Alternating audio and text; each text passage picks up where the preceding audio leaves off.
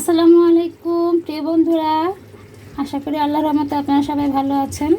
আজকে আপনাদের সামনে নতুন একটি রেসিপি নিয়ে এসেছি। ব্রয়লার মুরগির মাংস কীভাবে রান্না করলে অধিক সুস্বাদু হয় সেটাই আজকে আপনাদের দেখাবো। চলুন তাহলে এটা আমরা রান্না করি। প্রথমেই আমি এতে কিছু মশলা অ্যাড করব। 1 চামচ পরিমাণ মরিচের গুঁড়ো, 1 চামচ রসুন বাটা, আদা বাটা দিয়ে এটা আমি সুন্দর করে গোশের সাথে মাখিয়ে নেব। দেখুন কিভাবে এটা মাখাতে হবে।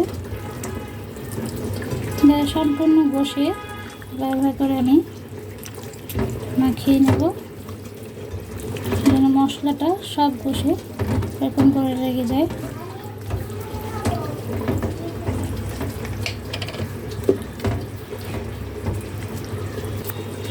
দেখুন বন্ধুরা, আমি এটা মশলাগুলো সুন্দর মাংসের সাথে মাখিয়ে নিয়েছি। এটা মাংস সুন্দরভাবে মশলাটা মেখে গিয়েছে। এখন এটা আমি 30 মিনিটের জন্য রেস্টে রেখে দেব। বন্ধুরা, 30 মিনিট পরে আমি আবার ফিরে এসেছি। দেখুন মাংসগুলো রেস্টে রাখার পরে এভাবে হয়েছে। এখন এগুলো আমি কড়াইতে ফ্রাই প্যানে রেগুলার তেল দিয়ে নিয়েছি।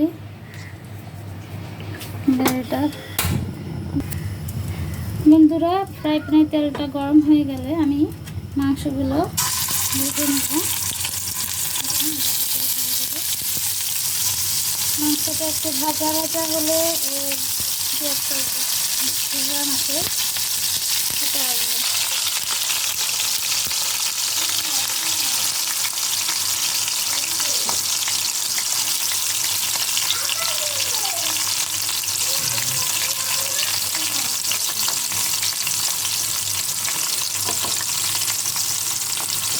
ব্রয়লার মুরগিটা এভাবে যদি একটু হালকা বেছে না হয় তাহলে এর ভিতরে অনেক সময় অনেকেই ভাবেন যে একটু ব্রয়লার মুরগি ফার্মের মুরগি একটা ঘ্রাণ আসে, এটা থাকে না। তার জন্য আমরা একটু তেলে ভেজে নেব। প্রিয় বন্ধুরা, দেখুন আমি মাংসগুলো কীভাবে হালকা ব্রাউন কালার করে ভেজে নিয়েছি। এভাবে করে ভেজে নিতে হবে। তেল গরম হয়ে আসলে 1 কাপ পরিমাণ পেঁয়াজ দিয়ে দেবো।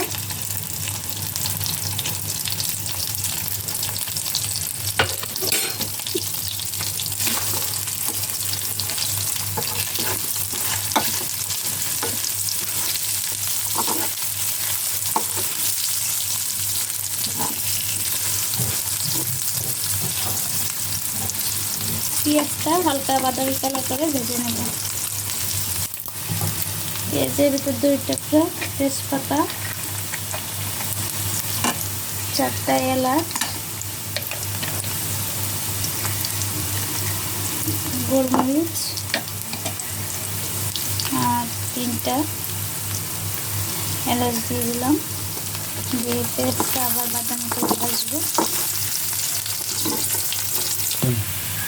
বন্ধুরা, দেখুন পেঁয়াজটা ব্রাউন কালার হয়ে গিয়েছে। এখন এর ভিতরে আমি 1 কাপ পরিমাণ 1 চামচ রসুন বাটা, 1 চামচ আদা বাটা দিয়ে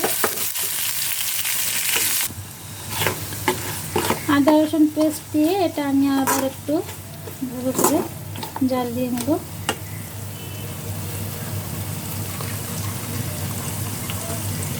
এতে 1/2 চামচ পরিমাণ হলুদের গুঁড়ো,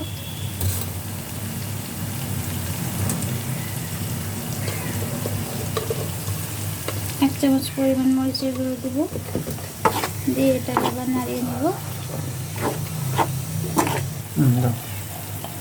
এবার 1 চামচ পরিমাণ জিরার গুঁড়ো দিয়ে দেব। দিয়ে আবার এটা ভালো করে নাড়াচাড়া করে নেব।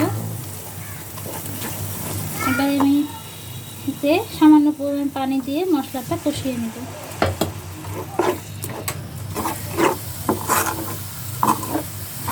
যতক্ষণ এটা তেল না ভেসে আসবে তত সময় এটা কষিয়ে নেব। দেখুন বন্ধুরা, মশলা কষানোর পর এরকম যখন তেলটা ভেসে আসবে এই পর্যায়ে আমরা ভেজে রাখা মাংসগুলো দিয়ে দেবো। ধরে করে আমি মাংসগুলো দিয়ে দেবো।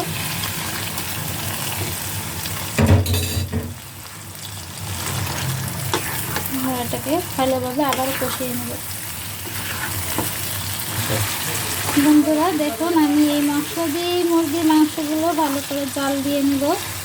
অনেকেরই যেহেতু খেতে এটা অনেক সময় সুস্বাদু না হয়, অনেকে এটা খুব দ্রুত তাড়াতাড়ি 15 মিনিট 20 মিনিট রান্না করলেও হয়ে যায় ব্রয়লার মুরগি। আমি আজকে এটা মিডিয়াম আছে প্রায় 30 মিনিটের মতো রান্না করব, যেন মশলাগুলো মাংসের ভিতরে ভালো করে ঢোকে এবং সুস্বাদু লাগে।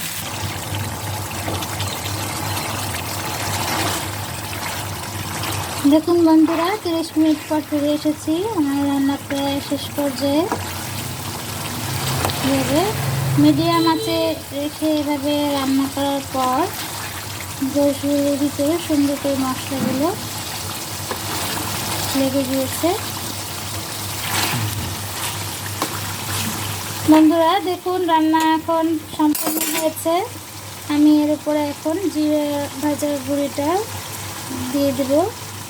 এটা দিলে রান্নাটা সুন্দর একটা ঘ্রাণ আসে, যেটা খাবারকে আরও সুস্বাদু করে তোলে। এখন এটা আমাদের সম্পূর্ণ হয়ে গেছে, পরিবেশনের জন্য নামিয়ে নেব। প্রিয় বন্ধুরা, অবশেষে দেখুন আমার রান্নাটা হয়ে গিয়েছে। এটা দেখতে দেখুন কতটা মজাদার হয়েছে। আপনারা একবার অবশ্যই চেষ্টা করে দেখুন, এটা খেতে কত সুস্বাদু হবে। ট্রাই করে অবশ্যই আমাকে কমেন্টসে জানাবেন। আসসালামু আলাইকুম।